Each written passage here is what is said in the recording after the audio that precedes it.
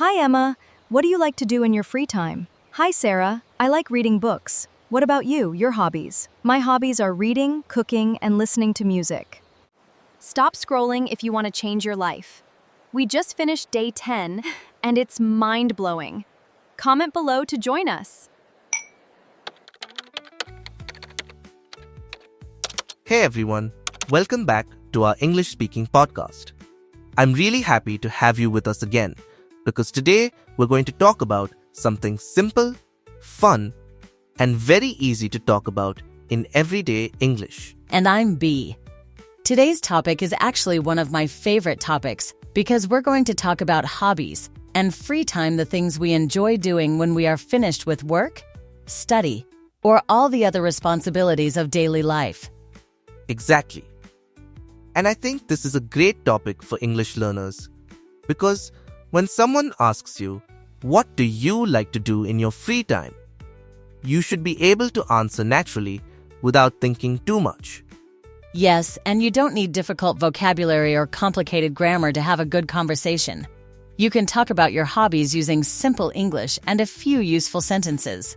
So today, B and I are going to ask each other questions about our hobbies, our favorite activities, how often we do them, and why we enjoy them. And while you're listening, I want you to think about your own answers, because at the end of the podcast, we're going to ask you some questions too. So don't just listen quietly. Listen, think, and speak with us. Okay, B, let's start with a very simple question. Now it's my turn to ask you a question. A, what would you say is your favorite hobby, and why do you enjoy it so much? I would definitely say that playing football is one of my favorite hobbies because it keeps me active, gives me energy, and also gives me an opportunity to spend quality time with my friends. That's a really good answer. How often do you usually play football? I normally play once or twice a week, depending on how busy I am. If I have a lot of work or other responsibilities, I might not get enough time, but I always try to play whenever I can. Do you prefer playing football or watching football? Honestly, I enjoy both. But if I have to choose one, I would choose playing. Because being on the field and actually playing with your friends is much more exciting than just watching a match. I agree. When you play a sport, you feel more involved. Exactly. You run, you laugh, you compete, and sometimes you even argue about a goal. I usually prefer quieter hobbies. One of my favorite hobbies is reading because I can sit somewhere comfortable, forget about everything for a while, and become completely focused on the story or information I'm reading.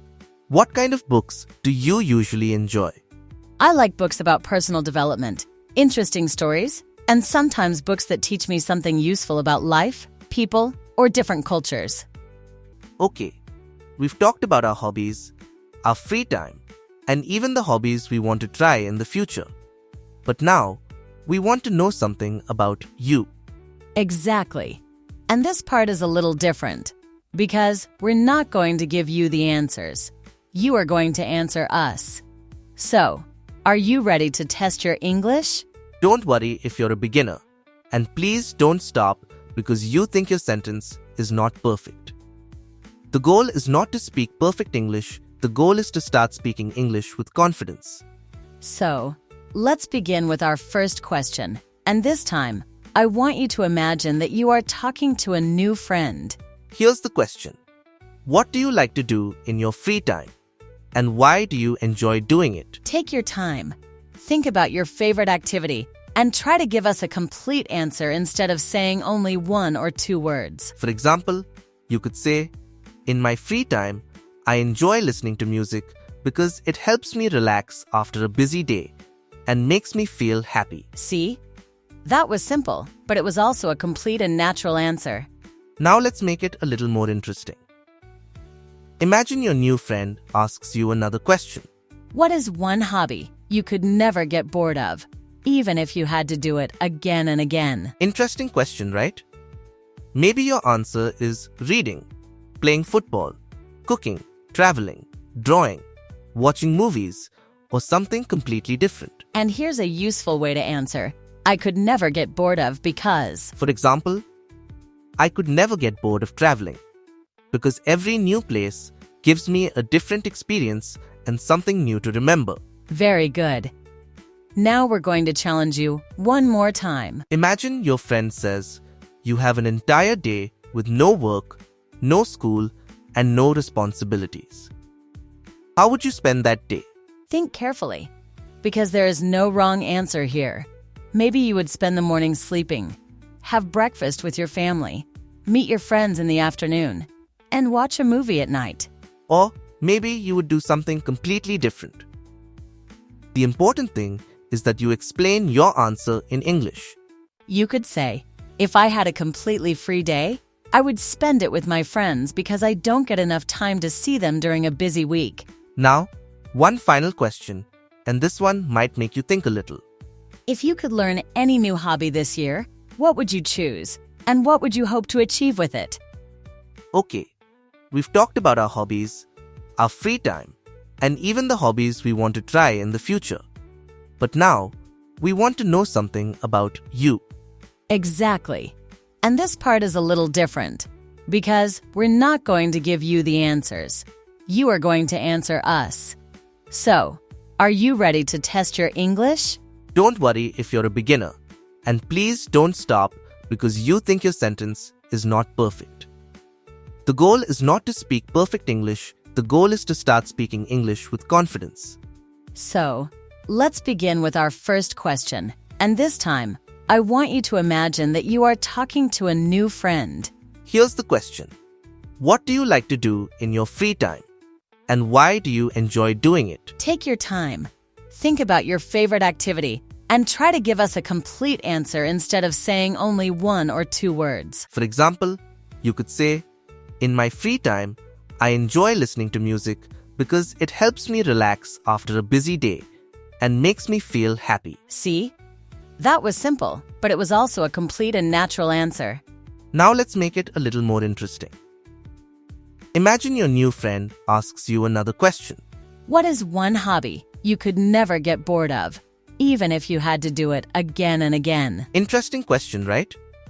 Maybe your answer is reading, playing football, cooking, traveling, drawing, watching movies, or something completely different. And here's a useful way to answer. I could never get bored of because... For example, I could never get bored of traveling because every new place gives me a different experience and something new to remember. Very good. Now we're going to challenge you one more time. Imagine your friend says you have an entire day with no work, no school, and no responsibilities. How would you spend that day?